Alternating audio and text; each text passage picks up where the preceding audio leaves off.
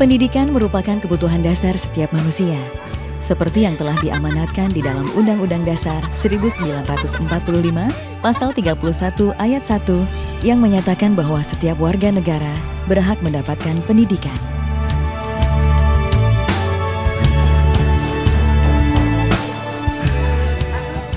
Oleh karenanya, sangatlah jelas bahwa setiap warga negara memiliki hak untuk mengenyam pendidikan dalam konsep yang merata, termasuk mereka yang memiliki perbedaan dalam kemampuan dan fisik atau yang sering disebut dengan difabel, seperti halnya anak berkebutuhan khusus atau penyandang disabilitas, juga anak-anak layanan khusus, karena mereka juga sama, memiliki cita-cita dan masa depan.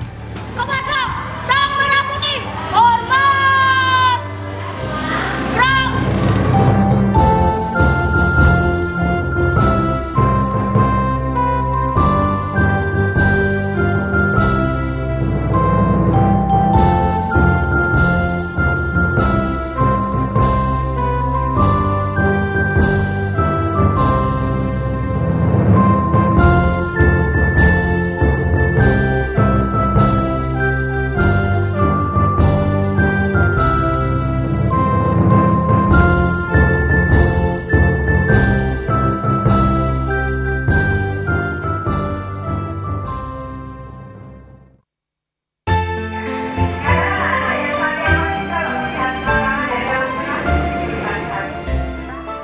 Konsep pendidikan untuk semua menjadi semangat baru yang dicanangkan pemerintah sebagai kesungguhan pemerintah dalam memberikan pelayanan dan penyelenggaraan pendidikan untuk seluruh warga negara tanpa terkecuali, untuk mewujudkan insan Indonesia yang cerdas dan berkarakter kuat.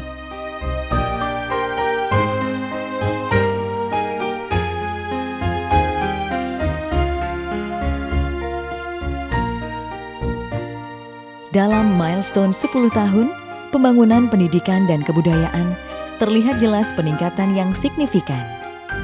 Pemerintah melalui Kementerian Pendidikan dan Kebudayaan, Direktorat Jenderal Pendidikan Dasar, Direktorat Pembinaan Pendidikan Khusus dan Layanan Khusus menyelenggarakan pendidikan dalam berbagai bentuk pendidikan.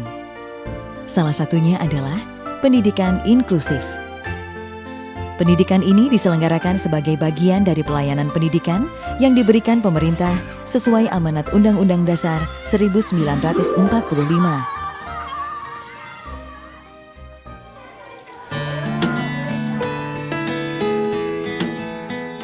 Pendidikan inklusif merupakan pendidikan yang muncul dalam beberapa tahun terakhir.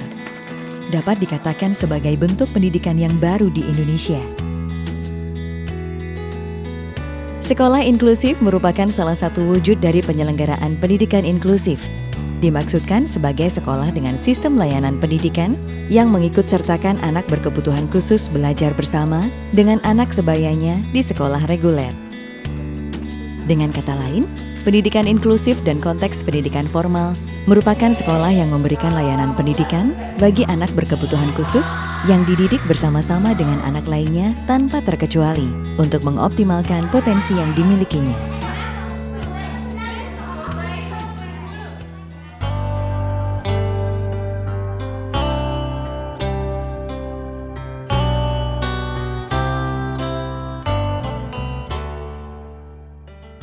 Selama ini, umumnya anak-anak yang memiliki perbedaan kemampuan atau difabel ditempatkan di sekolah khusus yang menyediakan fasilitas pendidikan khusus.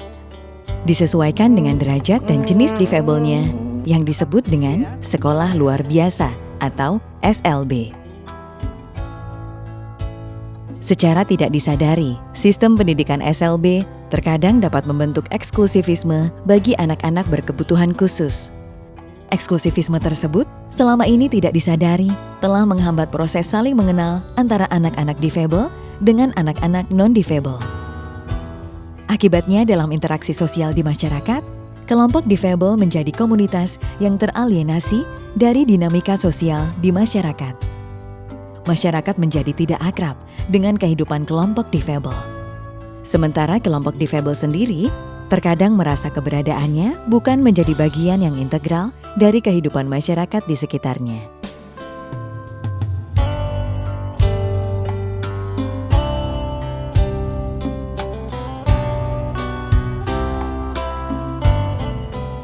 Melihat kondisi tersebut, kemudian muncul konsep pendidikan inklusif. Salah satu kesepakatan internasional yang mendorong terwujudnya sistem pendidikan inklusif adalah Convention of the Rights of Persons with Disabilities and Optimal Protocol yang disahkan pada Maret 2007. Pada pasal 24 dalam konvensi ini, disebutkan bahwa setiap negara berkewajiban untuk menyelenggarakan sistem pendidikan inklusif di setiap tingkat pendidikan. Dalam proses penyelenggaraan, pihak sekolah melakukan penyesuaian baik dari segi kurikulum, sarana pendidikan, maupun sistem pembelajaran yang disesuaikan dengan kebutuhan individu peserta didik.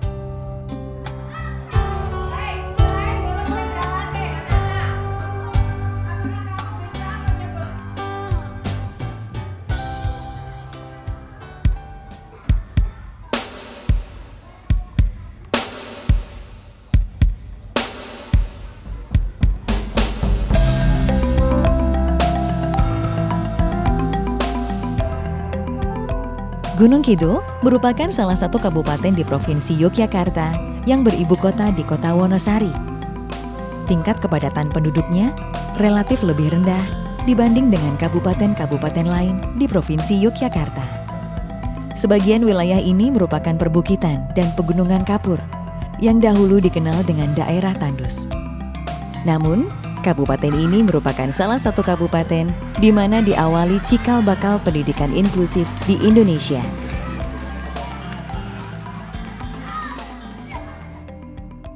Waktu itu namanya belum pendidikan inklusif, tetapi pendidikan terpadu atau sekolah terpadu waktu itu. Kami beberapa tahap dilatih guru-guru kami ini untuk mendapatkan pengetahuan juga keterampilan bagaimana melayani anak-anak kita yang berkebutuhan khusus ini. Kemudian kendala-kendala berada di lapangan, banyak konsultasi juga ke kami. Kami tetap memotivasi kepada teman-teman yang berada di lapangan. Paling tidak anak-anak yang berkebutuhan khusus ini kita terima untuk kita sosialisasikan kepada teman-temannya yang berada di sekolah. Selain ini akan membantu anak-anak yang berkebutuhan khusus sendiri, sebetulnya ini akan membangun karakter yang sangat-sangat tinggi terhadap warga sekolah yang berada di sekolah. Pada peraturan PBDB atau penerimaan peserta didik baru, kami sudah tegaskan semua sekolah wajib menerima anak berkebutuhan khusus. Jadi tidak ada lagi kepala sekolah yang menolak. Jadi kondisi apapun, setiap sekolah punya kewajiban memberikan tempat duduk bagi anak berkebutuhan khusus. Perkembangan terakhir di Gunung Kidul 2013 sudah dilonceng sebagai kabupaten inklusi. Ini memberikan pemahaman kepada masyarakat, komitmen pemerintah daerah termasuk DPR untuk mengalokasikan anggaran dalam hal memberi layanan kepada anak-anak berkebutuhan khusus atau anak difabel. Karena mereka punya hak yang sama dengan anak-anak yang lain untuk mendapat perhatian. Sehingga kami melalui Dinas Pendidikan Pemuda dan Olahraga secara terus-menerus menyampaikan sosialisasi dan mengusulkan pengalokasian anggaran, termasuk memberikan fasilitas kepada sekolah-sekolah agar anak-anak berkebutuhan khusus ini nanti mendapat layanan pendidikan inklusi, yaitu layanan pendidikan ABK di sekolah-sekolah reguler dari PAUD, SD, SMP, SMK maupun SMP.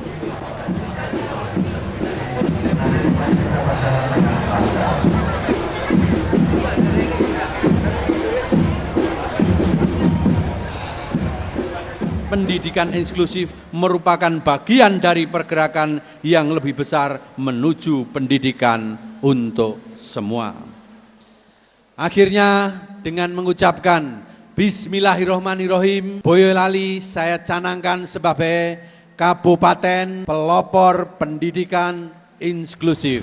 Kita canangkan Kabupaten Kuningan sebagai pelopor Kabupaten Inklusif.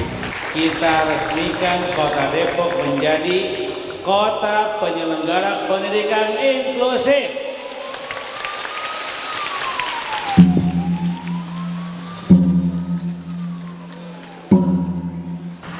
nama Kementerian Pendidikan dan Kebudayaan Republik Indonesia, maka saya nyatakan Kota Batu sebagai kota inklusif di Indonesia.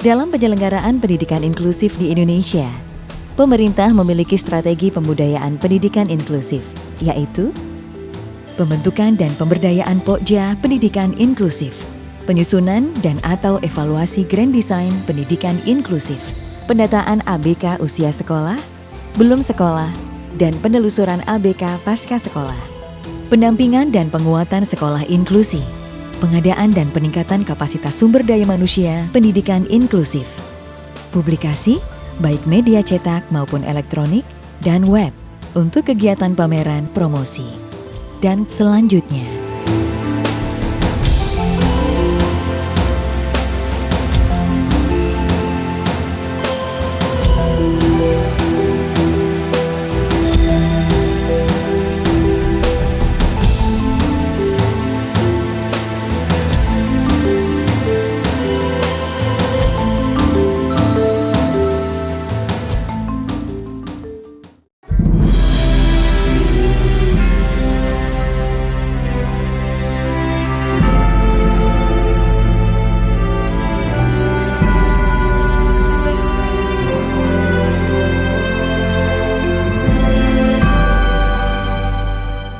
Pendidikan inklusif saat ini mengalami perkembangan yang pesat.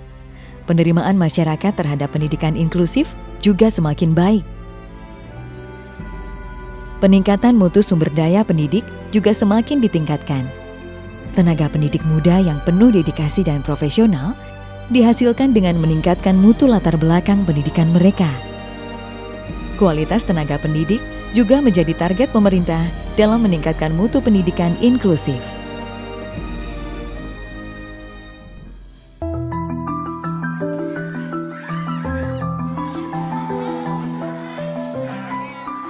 Kami merasa senang karena bisa belajar dengan teman-teman berkebutuhan khusus. Nah, kita juga bersyukur karena diberikan kesempurnaan sehingga mendorong semangat kita untuk semangat belajar. Karena mereka saja, teman-teman kita yang berkebutuhan khusus, mereka juga semangat belajar.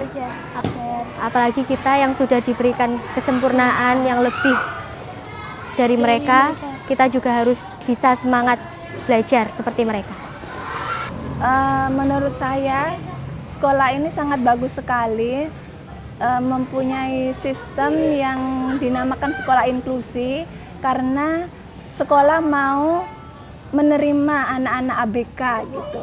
Nah, di sini anak-anak reguler juga bisa belajar kepada anak-anak ABK bahwa pertama termotivasi ya, terus kedua juga mereka saling menghargai, lebih care terhadap temannya yang ABK seperti itu. Nah, disinilah letak pentingnya sekolah inklusi diadakan di Indonesia seperti itu, karena anak bisa saling belajar, bisa saling menghargai, dan juga saling termotivasi seperti itu, bahwa ada yang lebih kurang dari mereka, ada juga yang lebih dari mereka, bisa saling melengkapi di dalam sekolah inklusi ini.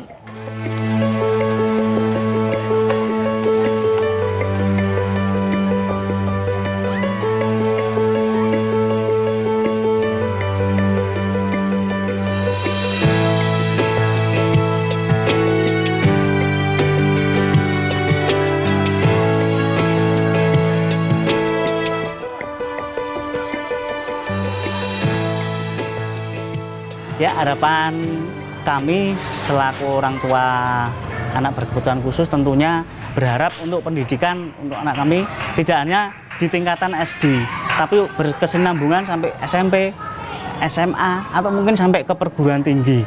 Karena mereka masih tidak bisa langsung bisa disamakan seperti anak yang tidak berkebutuhan khusus. Jadi mereka juga bisa merasakan pendidikan yang layak, yang sewajarnya, yang tidak merasa terdiskriminasi. Bagaimanapun ini adalah titipan Tuhan, pemberian Tuhan yang harus kita sebagai orang tua mendidik dan mengarahkannya menjadi anak yang baik, berguna bagi nusa, bangsa, negara, dan agama juga.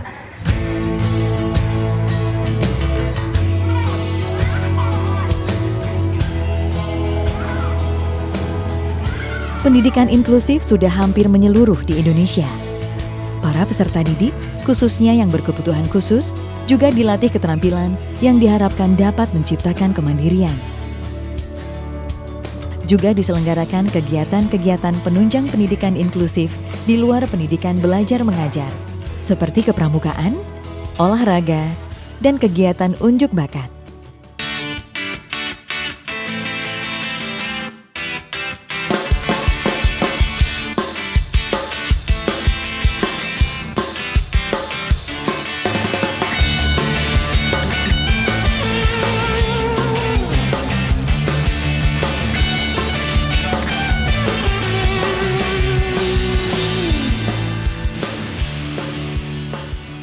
Alhamdulillah kalau pendidikan luar biasa di Kalimantan Selatan, selain ada sekolah khusus di semua kabupaten, sekarang hampir, tidak hanya hampir, memang semua kabupaten sudah punya pendidikan inklusi. Setiap jenjang, masing-masing jenjang ada satu sekolah, sehingga jumlahnya sudah 86 sekolah inklusi di Kalimantan Selatan, baik itu yang piloting dari dinas provinsi maupun yang mandiri dari bawah. Ya, jadi untuk pendidikan luar biasa maupun inklusi di Provinsi Maluku Utara, khususnya Kota Tidore Kepulauan, bahwa memang saat-saat ini memang ada punya perhatian dari pemerintah kota maupun dari pusat. Karena memang kami rasakan bahwa setiap event-event kegiatan selalu dilibatkan sampai ke daerah-daerah yang terpencil, yaitu terpelosok atau terpencil, yaitu di Maluku Utara, contohnya seperti Kota Tidore Kepulauan. Sehingga untuk itu harapan-harapan yang kami harapkan untuk pemerintah, untuk ke depan sekolah luar biasa maupun inklusi itu sangat membutuhkan perhatian penuh dari pemerintah pusat, sehingga mereka lebih banyak ke depan ada punya kemajuan-kemajuan pendidikan yang ingin untuk dicapai seperti anak-anak bangsa yang lainnya.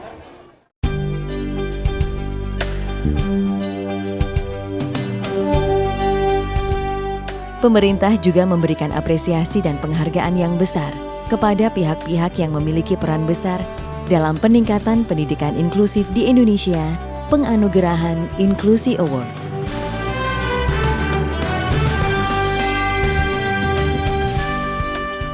Melihat perkembangan pendidikan inklusif saat ini sangatlah menggembirakan.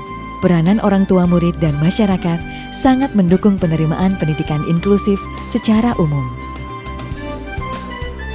Salah satu hasil yang ingin dicapai dalam pendidikan inklusif adalah mampu mewujudkan lulusan atau output pendidikan yang memiliki kompetensi yang setara dengan pendidikan reguler, walaupun tidak mengesampingkan kekhususan yang dimiliki oleh masing-masing peserta didik. Hasil pendidikan inklusif diharapkan mampu menciptakan lulusan yang bersaing di dunia kerja dan dapat diterima oleh masyarakat.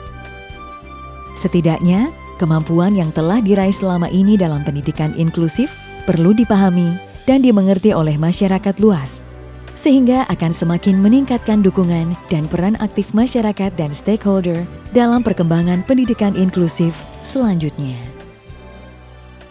Jadi selama saya mengajar 2 tahun, hampir 2 tahun, 3 tahun saya mengajar di Papua Barat, banyak peningkatan, banyak perkembangan yang saya alami di sekolah ini. Banyak anak-anak juga yang sudah berprestasi di tingkat nasional, misalnya di bidang seni, pernah mendapat juara 3 untuk lomba nyanyi tingkat nasional.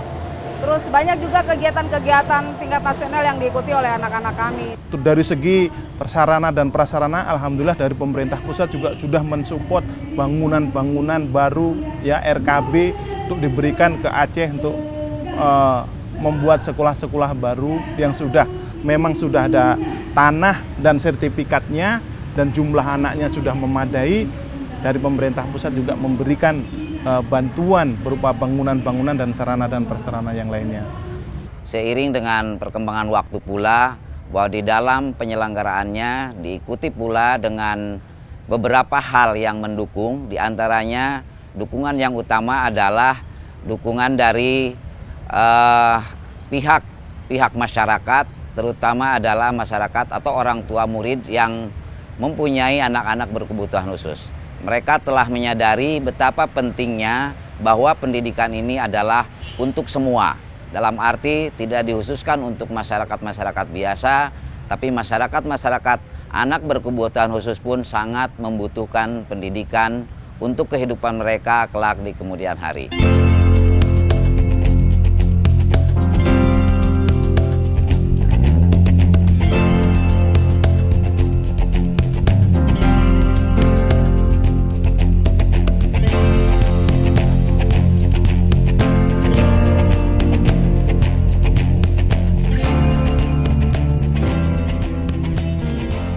Dari kondisi penyelenggaraan pendidikan inklusif yang sudah dicapai saat ini, peran dan dukungan pemerintah pusat, pemerintah daerah, para pemangku kepentingan dan masyarakat tetap dibutuhkan.